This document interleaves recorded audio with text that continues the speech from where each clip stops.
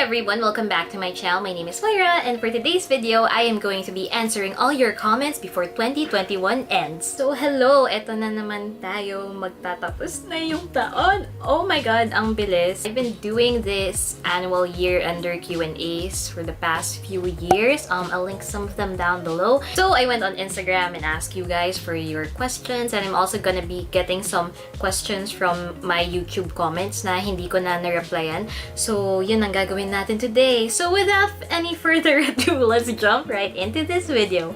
Woo! Gonna answer questions from Instagram first. And the first question is, how did the work transition affect you from face-to-face to work from home? So if you didn't know, I actually worked in the office like for 1.5 months before nag-lockdown. Then ever since nun, work from home na kami. So, you know, it's a really strange experience. Especially since first time ko palang magtrabaho na ganito, work from home yung experience ko. And hindi ko siya experience fully pa sa office. How did it affect me? Well, first of all, I've saved a lot of time from like traveling and commuting, as in, syempre wala yung pagod from commute, and also nakakatulog ka kahit papano kasi hindi mo kailangan mag-travel. I'm also able to do other things after work kasi yun nga, hindi mo kailangan mag-commute eh. Ang dami talaga nasi-save ng time. So I guess that's one of the pros that came out of it. Pero like on the downside naman, yun nga, hindi ko na-experience fully yung nasa office, and I feel like it's really, really different. Like yung vibes pa lang kapag kasama mo mismo yung mga ka-work mo. Syempre ngayon, since work from home, we're mostly just chatting online, and sometimes kapag nag-chat ako, kunwari, ganun, and they don't reply immediately, I'm like, oh my gosh, ano, may ginawa ba ako mali? Ba't di sila nag-reply? Ganun. Yung pala, madami lang talaga silang messages kaya hindi pa niya nakikita yung sa'yo. And it wasn't really a big deal after all. Pero you know, in fairness naman, ang dami ko pa ring natutunan kahit na work from home setup kami, as in. So I guess there's both pros and cons that came out of this work from home situation. Next, is taking up ARKI worth the money spent in the 5 years of blood, sweat, and tears? I guess it depends per person if you had a good experience in architecture. Pero for me personally, yeah, I guess it's worth it. I mean, now that I look back, ang layo na rin ng narating ko from that girl who knew nothing about architecture, and now medyo may onting alam na about architecture. What's a good thing to do when deciding to take up ARKI for freshman year? Maybe, you know, watch my videos about architecture so that you're prepared. Joke lang. But you know, if you really want to, you can. But honestly, I say this a lot to people who ask this question, is that you don't really have to do anything to prepare. At least for me, yun yung opinion ko. Because you know, once you're in college, there's not much free time left. So habang meron pang free time, sulitin mo na, girl. Enjoy your life before you go into architecture school. Ano pong kulay ng hair nyo, Ate Moira? So if you didn't notice, nagpakulay ako. I actually did a vlog about it. I'll link it down below. So this is a balayage. It's ash gray. I'm not really sure about like, the exact shade or whatever, pero sabi nung nag-aano sa akin is ash gray daw siya. I'll insert the picture nung peg na pinakita ko, and also the picture nung after ko. Although sometimes I think it's ash blonde, but I can't really tell the difference. Top 3 countries you want to visit. I want to go to Japan because I feel like everyone's been to Japan except me. I also want to go to the US, of course. You know. Lastly, it's not a country but it's a continent. I want to go to Europe, of course, to see all the amazing architecture that's there. I guess one of the stops na country doon would have to be Spain, to see the Sagrada Familia, and I don't know, I just feel like I would like Spain for some reason. Anong natanggap mong regalo nung Pasko? Hehehe. Well, I actually do this annual thing also of what I got for Christmas plus what I got for my birthday, na combined na because my birthday is in January. So abangan nyo yun next month. But if you watch my previous vlog, meron na dong mga snippets of some of what I got from my friends for Christmas. How to not get overwhelmed with plates. Ang advice ko is to get like a monthly calendar thing na makikita mo lahat ng dates and whatever, and just list down every single task that you need to do para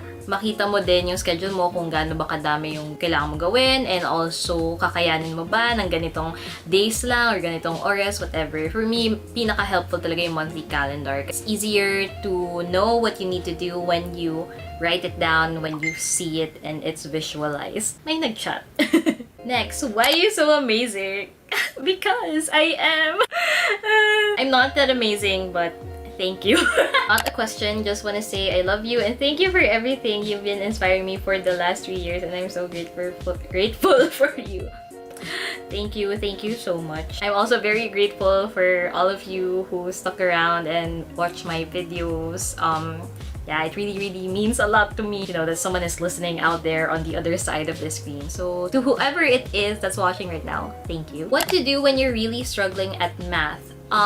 For me, I think math is all about repetition. There's a certain problem na nahihirapan ka, ulit-ulitin mo lang siyang isolve and then try to replace the numbers, ganyan, para lang masanay ka kung paano gawin yung solution. And yun, eventually you'll get confident about it. And yeah, sanayan lang talaga yung math for me. What do you regret not doing this year, 2021?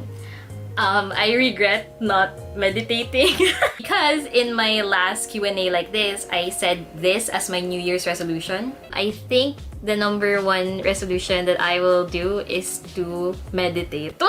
And honestly, mga 3 to 5 times this year lang ako nag-meditate. I don't know, I just didn't get the hang of it. Maybe it's not for me. Or baka hindi ko lang na-figure out ng maayos. So, I guess yun ulit yung resolution ko next year. Joke lang. Ano ba? Lalokohin ko na naman ba sarili ko? 2022 elections. Well, hindi pa ba halata sa kwarto ko? Pink. Ang chair ko, pink.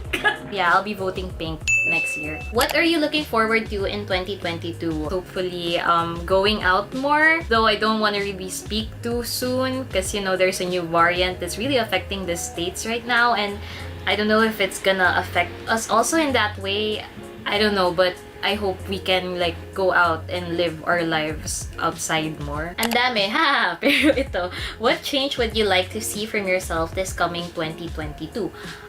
Gusto kong maging more mature. Direct, more mature joke. Because guys, I am turning 24 next week. Next week.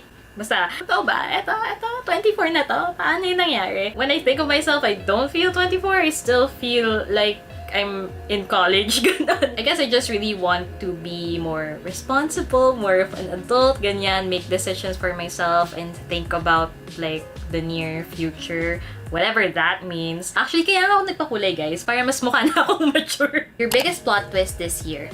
Well, actually, my plot twist is not a good one. So unfortunately, earlier this year, my lola passed away. It's the first time I experienced losing an immediate family member as an adult who can like comprehend her feelings better, you know, compared as nung bata pa ako. So it really wasn't something that I expected to happen this year. It just made me realize that life can be really unpredictable and you never know what might happen next. But you know, I just hope that she is in a better place and that she's okay. And I think she's okay naman kasi I actually dreamt about her like a few weeks after she passed and yun, she was smiling and she hugged me and I don't know if you believe like in dreams like that ganon, pero ako, I do believe in those types of dreams, so yeah. Ayun. And now, moving on to the questions from YouTube comments. So first, hello, question po. Can I transfer to UP after completing first year of architecture in a different university? What are the essentials to do so? First question is, yes, it is completely possible to transfer kahit nakapag-argy ka na ng 1 year sa ibang university. Pwede ka pa rin mag-transfer sa UP.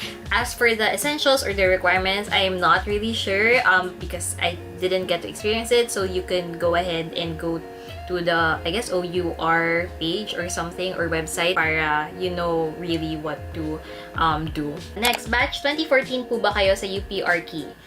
Yes.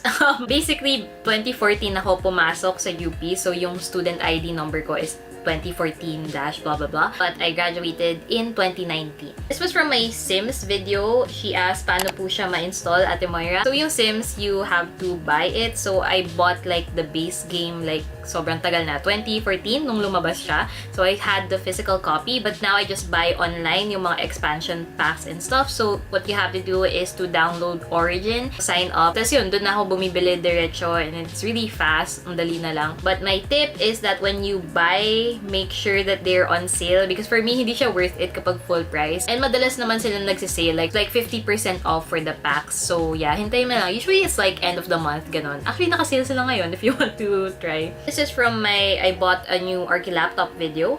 Wala pa rin po ba yung gaming chair nyo?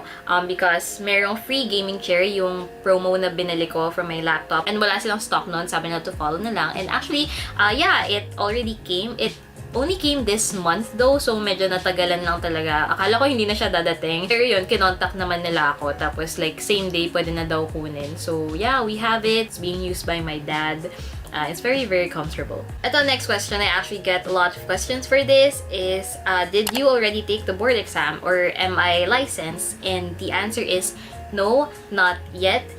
But in a few months, it's gonna be like 2 years since I started this apprenticeship. So that means I'm gonna be eligible soon for the board exams. So actually, I am planning to take the board exams next year. Oh my gosh, lapit na! And actually, I've already enrolled in review classes. It starts next month, end of January. Grabe, ang bilis, guys! Claiming it that next year, this is gonna be an architect. Oh my god! Yeah, that's the kind of energy we're bringing to 2022. So yeah, maybe next year we can do some vlogs about review, studying for the boards, stuff like that, if I still have time. So. And lastly, I also get a lot of questions asking about updates for my laptop, which I bought in August. And honestly, it's so good. So far naman, when I'm using like architectural software, hindi naman siya naglalag or anything. Hindi rin siya nag-freeze, which is sobrang saya ko. Like, one time, pinagsabay ko yung SketchUp, AutoCAD, and Zoom. Hindi siya nag-freeze, guys. The only time it freezes is kapag Sony Vegas Pro yung gamit ko, which I don't think it's because of the laptop. I think it's because of Vegas Pro kasi marami na akong complaints nakikita online. And kapag naglalaro din ako Sims, hindi siya naglalag. So, yeah, so far, so good. But guys, that is it for this video. Oh my gosh, tapos na 2021. I guess my year-ender message would be just, you know, thank you again for watching my videos. I'm very grateful for all of you that subscribe and, you know, watch my vlogs. Yeah, yun na yun. Wag na nating gawing cheesy. Yeah, if you like this video, please give it a thumbs up and don't forget to hit subscribe. And don't forget to click on the notification bell so you're updated whenever I post a new video. Comment down below what video you want to see next, and I will see you all next year. Bye!